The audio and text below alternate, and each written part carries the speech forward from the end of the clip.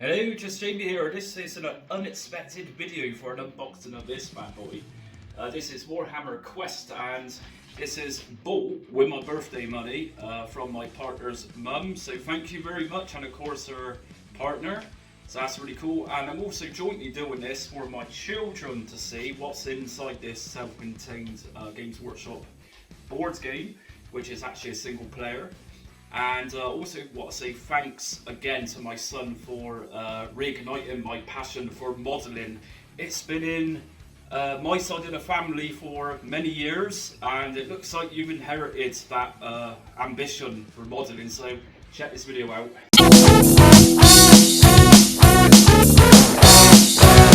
Thanks for watching. So we got Warhammer Quest Blackstone Fortress edition. So I bought this in my town, which is in Redcar, and there's this little Games Workshop type shop in there which specialises in wargaming miniatures, that type of thing. So I was in there today to buy some paints for some other figures I've got going, and I came across this one and I had some spare money, some birthday money actually, and I thought, I want a game. And, you know, it's not rude, since I had some money, it's rude not to buy something substantial with some birthday money. So I treated myself to this one. And there's two editions of this. So you've got the sci-fi edition type setting, which is the Blackstone Fortress. And there's also a Warhammer Quest 2-player edition, which is non-sci-fi, so just fantasy then. So the bloke in there recommended this one, and I'm quite happy because this was cheaper as well. And Gaming Figures is the shop I got this one from, and it's highly recommended. The bloke it works in there is very knowledgeable. He's been modelling since I think the mid to late 1970s. So let's check out what's inside this one. So I've gone into this one really blindly, but the thing I like the sound of with this one is that I can play this single player, whereas the other Warhammer Quest fantasy game was 2 players or over. So I do like solo gaming, and I still think it's wonderful how you can actually play a solo game with a board game. So let's check this out and see what's inside. So as I didn't actually see this in the shop, but as you can see here, it's set in the Warhammer 40k universe, hence why it says on the box in the 41st millennium. And I'm going to just flip this over so we can see what's inside. So, you know, there's a lot of stuff in there. Got 44 miniatures, which I'm really happy about, and you know, most of these miniatures, they're different characters, that type of thing. So this seems to be a battle between, I'm not sure actually. These figures are obviously standalone figures for this sort of universe outside of the Warhammer 40k that most people know. So there's some interesting miniatures in this one. One which stands out to me is this Imperial robot here, and these are looking pretty cool. So we look inside here, we got Citadel miniatures. You've got 9 explorers, 1 Obsidious Malix, 2 Chaos Space Marines. So trying to find where the Chaos Space Marines are. Can't actually see them on the box, maybe I'm going blind. 2 Rogue Psychers, 14 Traitor Guardsmen, 4 Chaos Beastmen, 4 Negavolt Cultists, 4 Yorgles, and 4 Spindle Drones.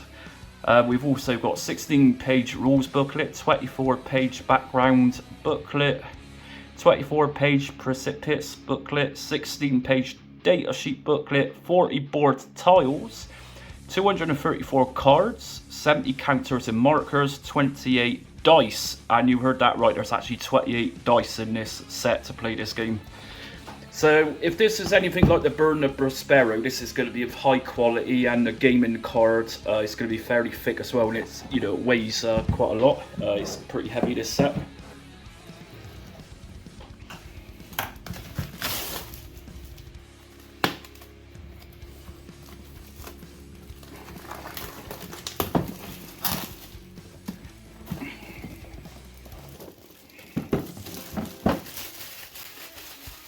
So I'm a little bit mixed with sci-fi and fantasy. It's a bit like the 4K universe of Age of Sigmar. I like both, you know, and I know some people opt towards fantasy, Age of Sigmar that is nowadays, or 40k, but I've always been in the middle, even in the old school days. I like fantasy, but I liked 40k as well. And this is it. So, you know, there's a fair bit in there, and there's also a fair bit of fluff in there, as it's called. Fluff is the lore, that type of thing. So yeah, you know, really detailed miniatures on first glance. Like I say, this is sort of pretty standard for Games Workshop. Although they are expensive, the miniatures are really high quality. A lot of intricate details going on.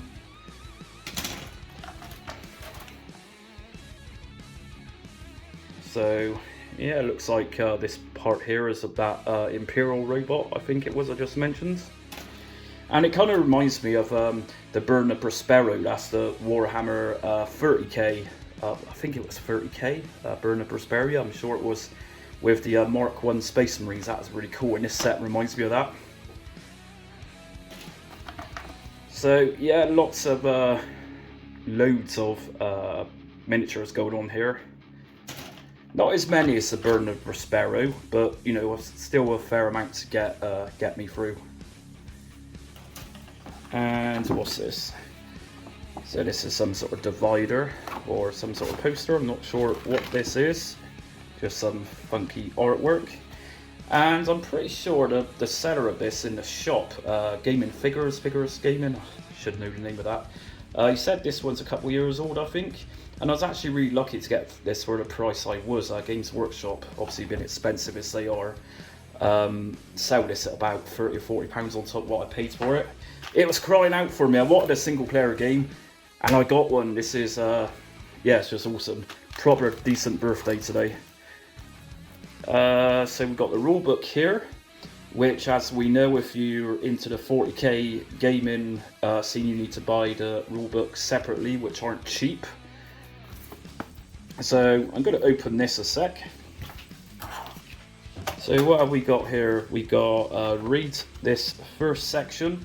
So this is just pointing out what you've got in there, and I suppose all the counters, that type of thing, and different dice. So hex dices with 12 sides, is it? Or 16 sides. My maths is terrible. So yeah, it's just highlighting how to set up the game, that type of thing. And I'd imagine one of these booklets then is going to have missions, that type of thing, a mission guide. And we got a combat book. Read this when a combat occurs. So yeah, lots of fluff. And for people out there who likes reading for this type of thing, like I certainly do, you've got a hell of a lot to read through. Just like the Burn of Prospero, which is awesome, just awesome. Data sheets. So this is handy. So it's going to give us a little guide on which each figure can do and what they can't do. Yeah, this is looking cool. Very, very, very happy with this.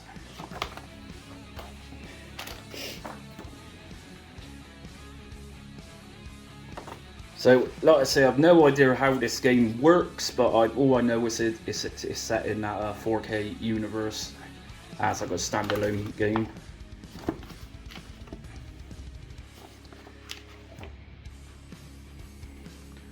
So obviously good versus evil. You got the hostiles here, but I suppose it depends which stance you're playing from. I mean, to some people the hostiles could actually be the good people. And there's the spindle drones. And I think I'm going to be building and painting that Imperial robot first. I just like the look of that, but though I'm not too keen on the colour of that light blue, light green. Yeah, I think I might go a red with that one possibly. So there, I've got another background book. This is where the real fun begins. The story of Blackstone Fortress. So good bedtime reading stuff here.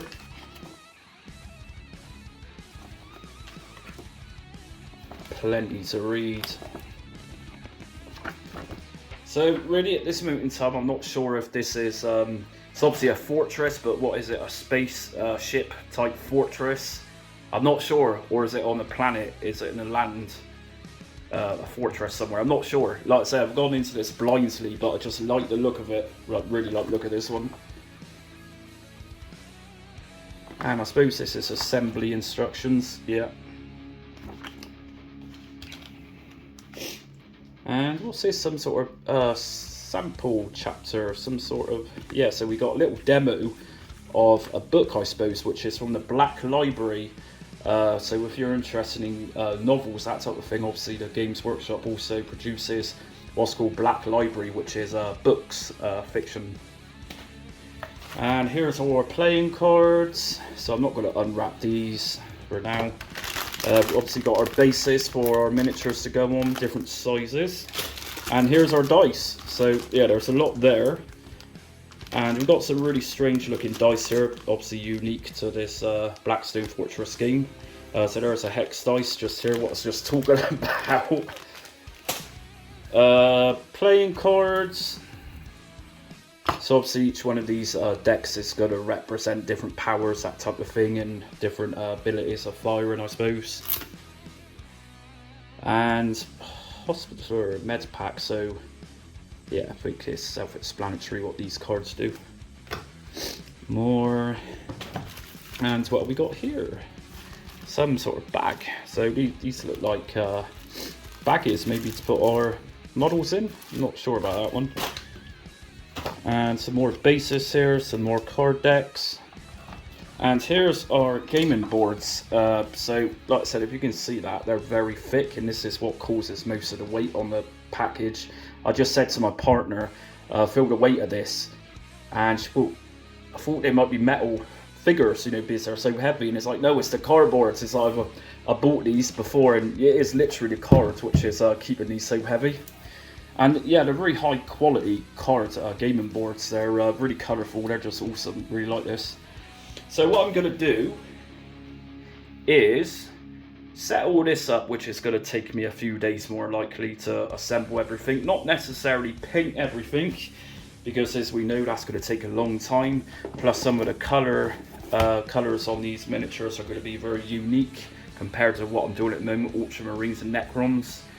So stay with us, and I'll do a setup at some point and show, if you're interested, show you how it looks when miniatures are on the board, and maybe do some rules, some gameplay, that type of thing. So thanks for watching, and check out my other Warhammer 40k games.